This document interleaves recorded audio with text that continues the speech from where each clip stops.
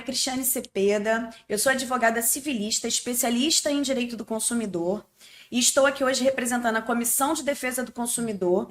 Gostaria de agradecer à doutora Ana Tereza Basílio pela oportunidade de estarmos aqui gravando no nosso podcast aqui da OAB, que por sinal o espaço ficou maravilhoso, e também agradecer ao nosso presidente da comissão, doutor Tarcísio Amorim, pela oportunidade de estarmos aqui hoje e a minha colega de comissão, a Daniela, falando sobre a responsabilidade das instituições financeiras em fraudes bancárias. Olá, meu nome é Daniela Cavalcante, sou advogada especialista em direito bancário. Estamos inaugurando aqui o podcast pela primeira vez. Eu queria agradecer a doutora Ana Tereza Basílio, presidente, que por sinal o podcast ficou muito bonito. Hoje a gente tem muito papo para render sobre a responsabilidade dos bancos em fraudes bancárias e digitais. Cris, vamos lá, vamos começar o assunto porque tem muito papo para render hoje. Sim. A responsabilidade dos bancos em fraudes digitais, como devemos agir, como devemos informar o consumidor, cliente bancário, para se prevenir, porque tem sido um assunto bastante recorrente, né? A gente tem visto por aí nos jornais, noticiários, muitas pessoas caindo em golpe. Sim, está cada vez mais frequente, né? A gente vê que os estelionatários, que são as pessoas que estão por trás desses golpes, são pessoas extremamente bem arquitetadas e elas têm um poder de convencimento muito grande, né, Dani? Então, assim, a gente percebe que o consumidor, de fato, ele acaba sendo envolvido naquela situação e ele acaba caindo num golpe. E são diversos tipos de golpe, né? Eu tenho recebido com frequência lá no escritório golpes envolvendo, por exemplo, Pix, né? Transações de Pix. Isso.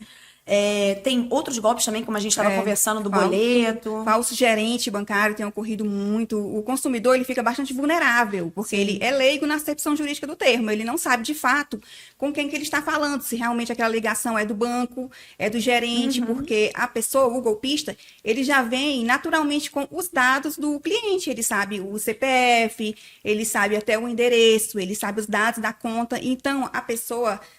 por muitas vezes pessoa idosa, ele fica realmente de fato acreditando que está falando com o gerente do seu banco, e aí que começa a ocorrer o golpe, não é, Cris? É como você bem comentou, né? São pessoas normalmente vulneráveis, ou até melhor dizendo, hipervulneráveis à luz do Código de Defesa do Consumidor, como por exemplo, idosos, pessoas com problemas também psiquiátricos, tem acontecido muito isso também, né? Com problemas psiquiátricos tem aparecido com bastante frequência no escritório. Então, elas são envolvidas, são induzidas a fazer determinadas transações. Induzidas a erro. Induzidas a erro.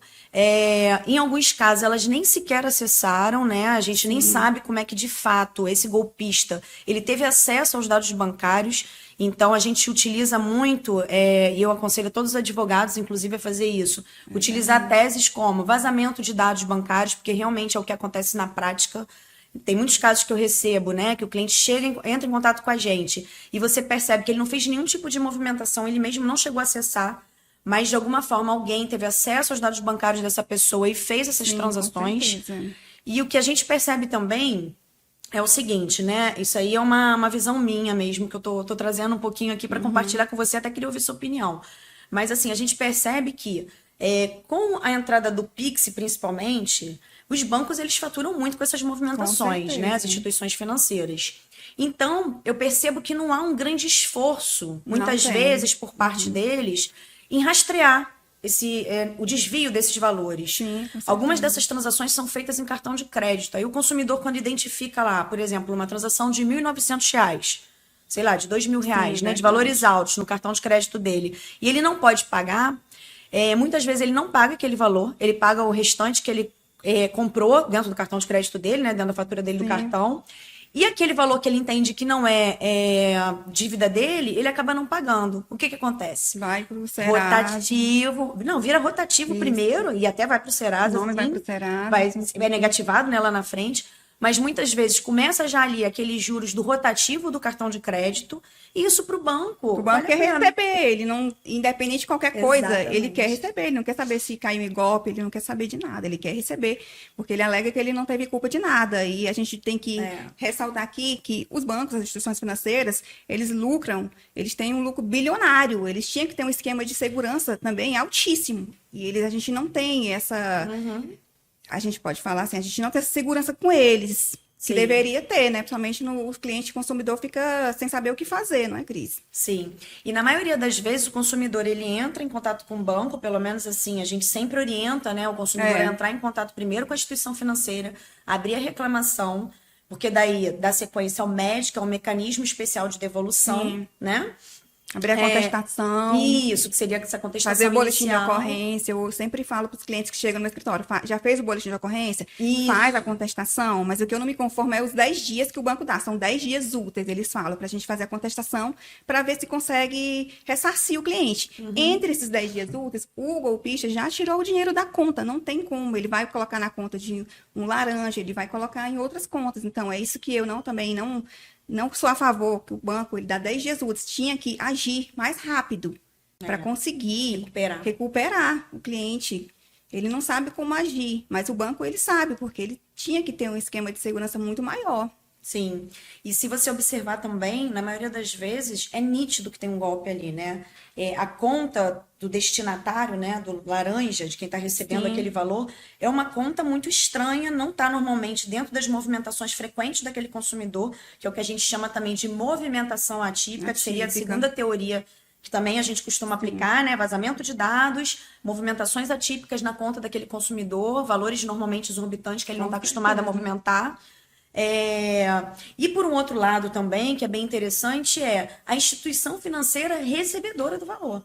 Porque como ela abriu uma conta para um laranja sem checar para quem ela estava abrindo aquela conta? E como é que ela mantém também aquela conta bancária, né? Especificamente quando já é uma conta que foi denunciada. Se a conta foi denunciada uma vez, o banco tem que ficar alerta. Opa, essa conta aqui está errada. Está errada porque já foi denunciada uma vez. Não, mas a instituição financeira, querendo lucrar, mantém a conta do golpista ali ativa para continuar aplicando os golpes. Se foi denunciado uma vez, duas vezes, uma vez já tem que ficar alerta.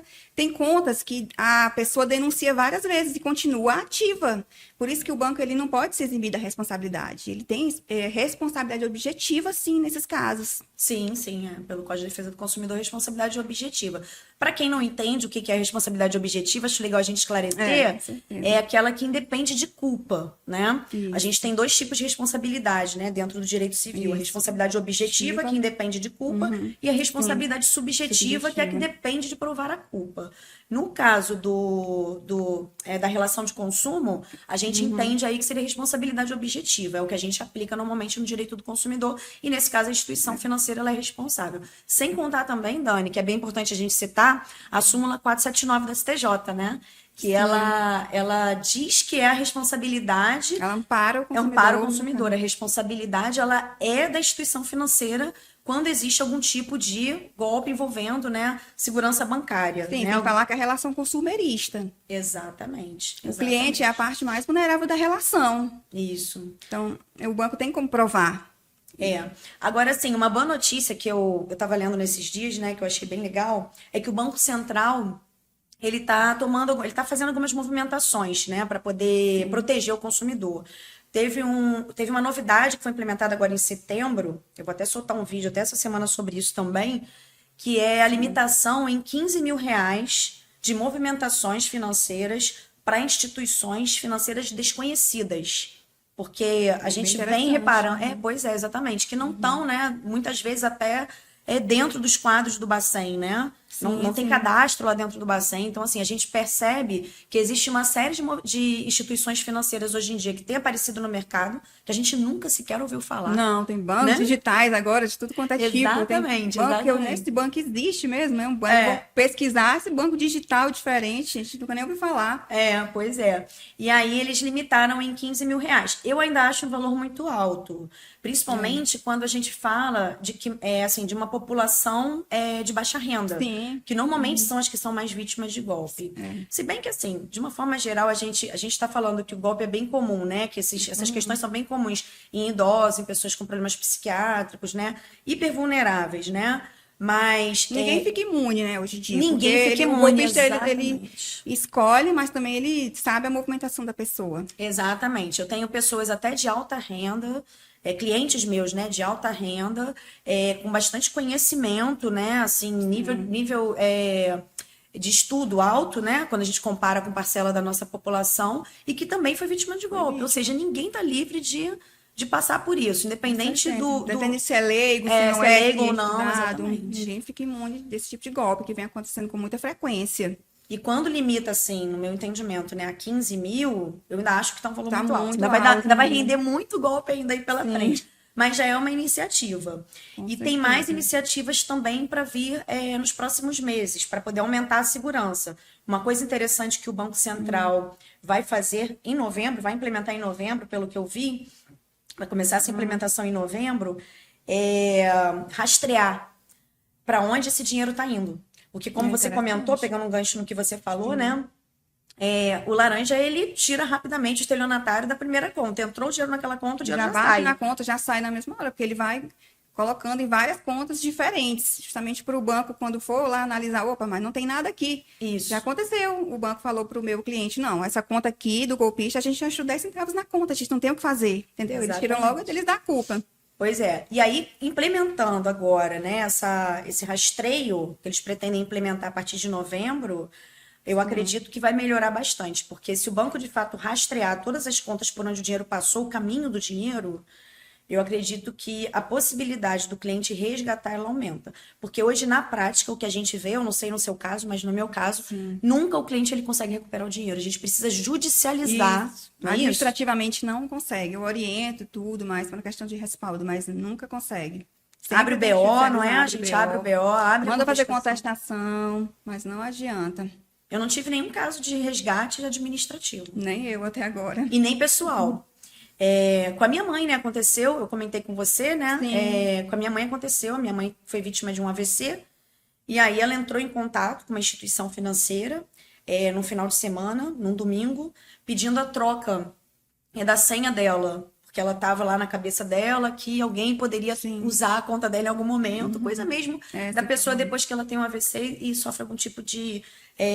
afeta, né? Afeta psicologicamente, Aí ele entrou em contato, conversou com a atendente do banco por mais de 15 minutos, aproximadamente, num domingo.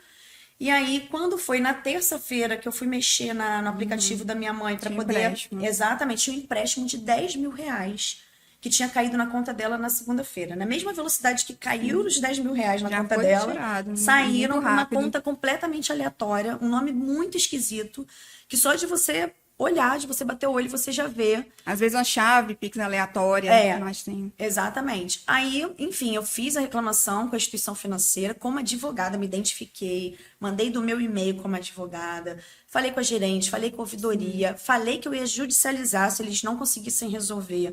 Coloquei lá o print da ligação, E mesmo assim, né? que a minha mãe ficou lá mais de 15 minutos. Coloquei também o protocolo, porque eu tinha, na terça-feira, quando eu identifiquei essa fraude, eu entrei em contato com o banco, né, com a instituição financeira, me transferiram para a área antifraude, falaram que toda a movimentação tinha sido feita no domingo, me disse o horário, e daí eu peguei essa ligação da minha mãe com o banco, né, só que caiu na segunda-feira no expediente bancário, né, então a transação ela aparece na segunda-feira, mas muitas vezes ela aconteceu no final de semana. Mas foi no domingo, né? Foi no domingo, exatamente. E aí, eu peguei todos esses dados, coloquei tudo por e-mail, eu formalizei tudo. E nem assim a instituição financeira resolveu. Resultado, eu tive que judicializar. Felizmente, o juiz, né, onde caiu a causa dela, me deu a liminar. E aí parou os descontos, porque ela estava sofrendo descontos mensais de R$700, era um empréstimo de 10 mil. Por empréstimo que ela nem viu Nem o fez, não tinha dinheiro. nem conhecimento. E aí o juiz ele deu a liminar e agora a gente está aí aguardando a ação. Se Deus quiser, a gente vai conseguir ser bem sucedido. Mas é um absurdo, quer dizer, eu como advogada, mesmo me identificando, falando que eu ia judicializar, Ainda não deu. não resolveu. Então, como a gente estava comentando lá atrás, mesmo você sendo advogado, se identificando, imagine uma pessoa normal, leiga, na acepção e tudo, identificando, eles se eximem da culpa mesmo assim, mesmo a gente falando que foi vítima do golpe, às vezes, muitas vezes, pessoas idosas e tal, entendeu? Isso que complica. É isso aí. E agora eu queria ouvir você falar um pouquinho daquele golpe do boleto que a gente estava conversando, que você também tem pego bastante caso. Sim, tem acontecido. O golpe do falso boleto bancário. A pessoa jura o boleto é idêntico ao original. Pega lá nos dados, na internet, mas é um golpe do falso boleto. Ninguém vai prever que está pagando ali, pega um boleto, tudo bate. as informações da pessoa, CPF, até nome completo, mas o boleto é falso. Isso aí também tem acontecido muito no escritório. Tem chegado muita gente falando, eu paguei um boleto, eu jurava que o boleto era idêntico, mas foi para conta de outra pessoa. Um golpista também. Como é que vai prever boleto igualzinho ao original? Isso também é uma coisa muito recorrente, tem acontecido. E aí que a gente percebe que, de fato, há um vazamento de dados, né? O vazamento de dados é... Exatamente. Eu creio muito nisso. E em todos os casos que eu pego, eu tenho quase certeza, eu não vou dizer certeza porque a gente teria que fazer uma investigação mais profunda. Mais profunda. Mas eu tenho quase certeza que são funcionários, né, prepostos da própria instituição financeira. Exatamente. Porque é muita informação, eles entram em contato com o consumidor com nível de informação que passa uma confiança. Passa, com certeza. Né? E hoje em dia ainda tem a questão das IAs, né? Que ainda pode ainda interpretar a voz de alguém, né? Tem isso ainda, tecnologia ajudando nos golpes. Exatamente. É o que eu sempre desconfiei. Pode ser bancários também lá de dentro. Como é que esses dados são vazados com tanta frequência assim? Pois é. Agora, o que a gente fica assim surpreso, né? Pelo menos a gente como advogado e tudo, é justamente a instituição financeira ela não perceber aquela movimentação atípica absurda. Sim, é recorrente, uma atrás da outra. Uma atrás da outra. A instituição financeira tem que ficar alerta. Opa, o que está acontecendo? Várias movimentações uma atrás da outra. Cartão de crédito passando compras, assim. Tem que ficar atento também. Quando tem um desvio muito grande, Né? Agora, é engraçado, Dani, apareceu um cliente lá no escritório. Não tinha nada a ver com, assim, a ação dele não era nada bancário, né? Não, minto, era bancário, assim. Ele queria reclamar de um valor da conta dele que teria saído e não teria voltado, e seria um erro do banco, mais ou menos assim. Aí eu falei para ele, me passa os seus extratos, então, pra gente entender essa movimentação, se de fato ela foi errada ou não. Quando ele me passou o extrato dele, eu fiquei apavorada com a quantidade de movimentações que tinha. Era entrada e saída de dinheiro o tempo todo. Foi até difícil para mim movimentação entender, altíssima. Foi até difícil para eu entender se de fato o banco teria ficado com uma parte do dinheiro dele, porque entrava e saía tanto dinheiro que eu falei assim pro meu time, eu falei, gente, eu acho que a gente tá aqui com estelionatário. Provavelmente é um desses estelionatários que a gente normalmente, né, ingressa com ação contra a instituição financeira e essa pessoa tá aqui. Aí eu fiquei olhando aquele extrato e eu falei, meu Deus, será que a instituição financeira que essa pessoa tem conta? Não achei estranho essa muita pessoa? movimentação, assim. Porque é impressionante. É 10, 20 reais, daqui a pouco 2 mil, daqui a pouco 10 mil, aí daqui a pouco 100 reais. Gente, assim, entrando e saindo, sabe? Sim. Tu já viu um extrato desse jeito? Já pegou algum caso assim? Já peguei. Já peguei uma vez um suposto laranja que queria vir reclamar porque não recebeu o dinheiro. Exato, era isso. Eu desconfiei, eu acho que ele tá mentindo. Porque a gente estudou, a gente sabe quando a pessoa está mentindo.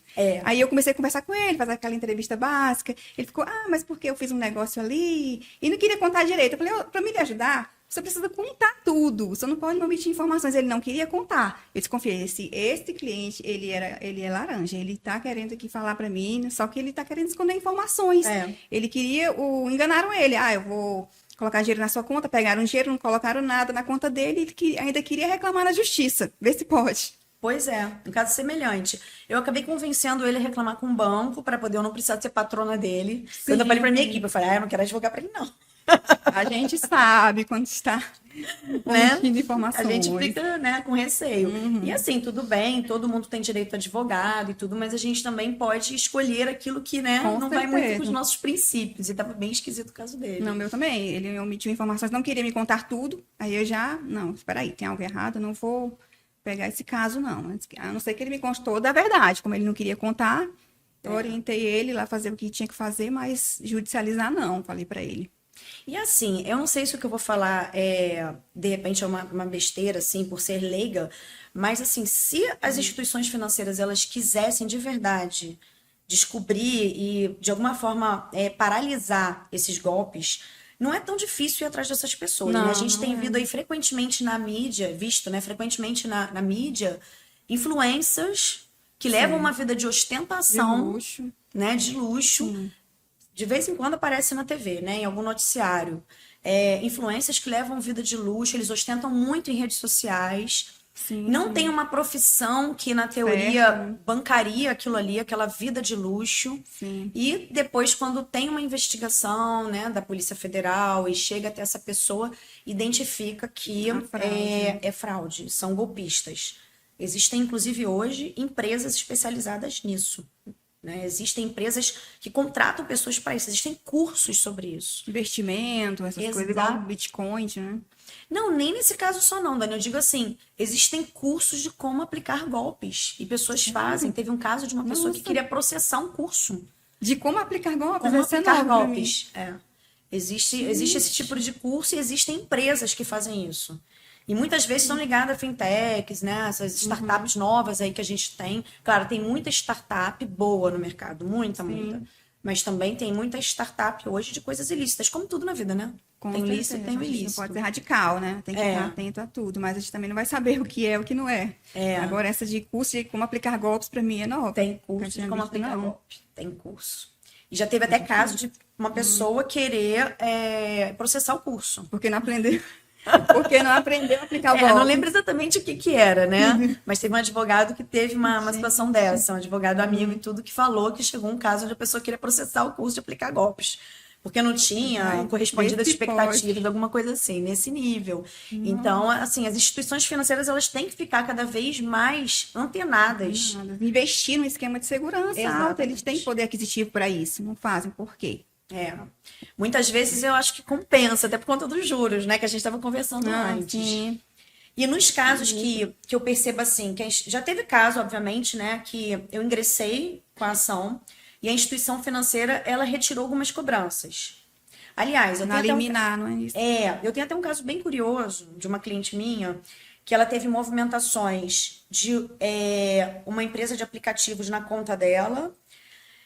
E também ela teve movimentações bancárias, teve empréstimo, teve empréstimo direto, empréstimo pessoal, empréstimo no cartão de crédito, não foi até o pessoal, nem foi o consignado, foi feito um empréstimo pessoal, foi feito pelo golpista, né? Foi feito um empréstimo no cartão de crédito e foram feitos compras, né? De um aplicativo também. Online. Compra online, exatamente. Aí ela abriu a reclamação com a instituição financeira retirou essas compras online. E também cancelou o empréstimo pessoal, mas não cancelou o empréstimo do cartão. Aí eu argumentei, Porque é algo estranho. Eu argumentei. Na minha peça eu argumentei isso. Se foi reconhecido, né, que houve um vazamento de dados ali e foram estornadas as compras e o empréstimo pessoal foi cancelado, por que o empréstimo do cartão de crédito não foi cancelado? Só concederam em parte, no caso. Obviamente que eu ganhei essa causa, né? Porque o juiz, obviamente, quando leu, pensou, se a instituição financeira reconheceu e cancelou 2 tipos de cobrança, por que não cancelou o empréstimo do cartão de crédito? Porque queria receber, né? Algo errado. Rotativo. Juros. É o empréstimo mais caro que tem. A gente sabe que o superendividamento hoje está principalmente ligado ao uso do cartão de crédito. São os juros mais altos do mercado. Então, a instituição financeira manteve ali. Foi aí que eu peguei o gancho. Querem ganhar com isso, né? Vai querer retirar mesmo. A liminar tem sido concedida para retirar. Eles não retiraram? Foi isso? Não, nesse caso, a gente, na verdade... Eu não lembro se nesse caso eu entrei com liminar. Eu acho que eu entrei com liminar, sim. Mas antes da gente ingressar com a ação, a cliente já tinha conseguido o cancelamento da compra. Agora, quando a gente ingressou com a ação, a gente já alegou isso, que eles tinham cancelado a compra, tinham cancelado o empréstimo pessoal, via reclamação da cliente, entendeu? Ela conseguiu antes de me procurar. E por que não tirou a cobrança do cartão de crédito? O empréstimo feito no cartão de crédito dela, pelo golpista.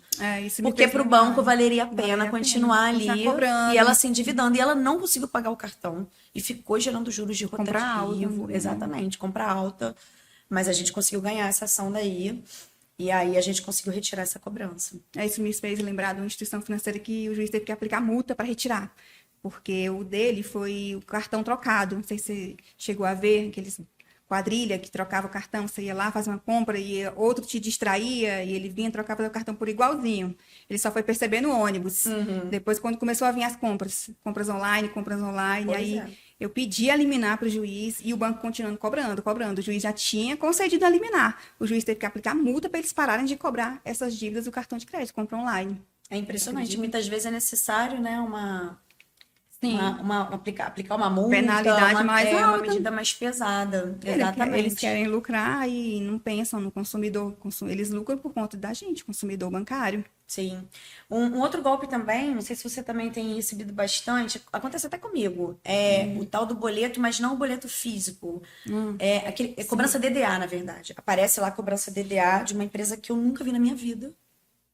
Isso acontece com PJ, com PF, né? Pessoa jurídica, pessoa física. Sim. Aparece lá uma empresa do nada, uma associação de alguma coisa. Aí aparece lá um suposto boleto DDA para você, no valor, sei lá, de R$700, R$900. Principalmente na vida de um empreendedor, ele às vezes sai pagando o boleto, né? Sim. E aí, já apareceu isso para mim mais de uma vez. Aí eu fui pesquisar na internet do que se tratava aquela empresa.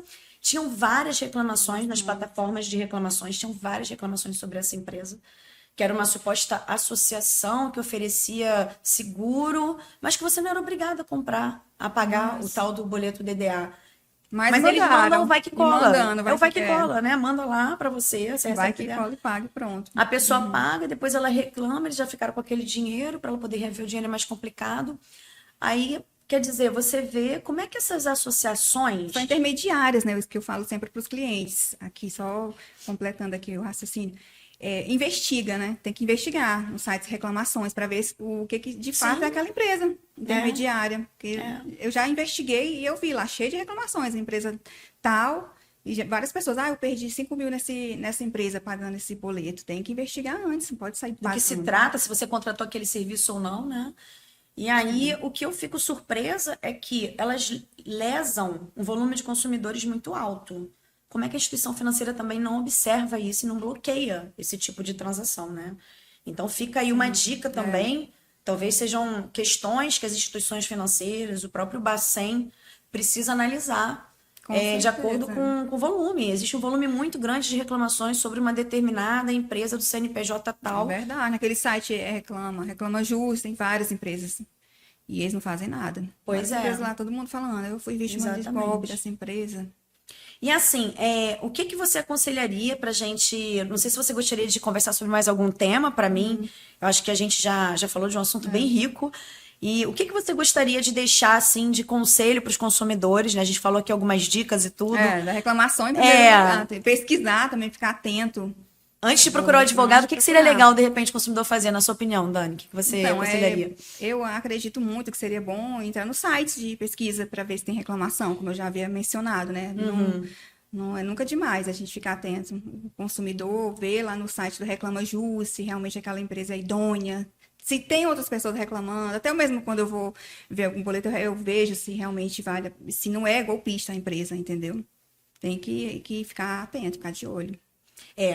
E a dica também que eu dou, não só relacionada a essa questão dos boletos, foi sobre o que a gente conversou aqui no início, né?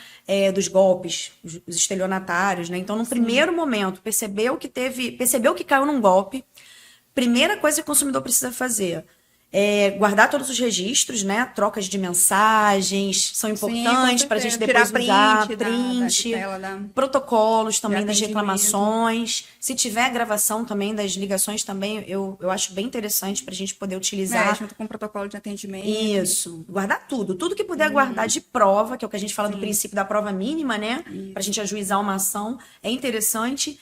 E abrir o BO, que você tinha comentado no início, né? Que é o boletim de ocorrência. Pode ser feito até online. Pode ser feito online hoje em dia, um boletim de ocorrência. Pois é. Se tiver nos últimos 30 dias, dá para fazer online. Só entrar lá no site da Polícia Civil e registrar a ocorrência. Depois ele recebe aquele BO completo que a gente utiliza na ação como prova. Se possível, sempre abrir uma contestação com o banco, para que ele tente fazer lá o MED, né? É essencial. Porque aí, com base nessa gama de provas, a gente já consegue ajuizar uma ação com um pouco mais de robustez. Sim, a gente vai provar que fizemos a nossa parte. Tentamos amigavelmente, administrativamente, e não obtemos o sucesso. Então, tivemos que judicializar. É isso aí. Então, é isso. Bom, finalizamos, então, o nosso podcast. Espero que a gente tenha conseguido dar dicas importantes, fundamentais, para os consumidores se sentirem um pouco mais protegidos. E aí fica essas nossas dicas, essas nossas sugestões também. Isso, fiquem sempre atentos aos sinais, pesquisando para não cair em golpes. É isso aí.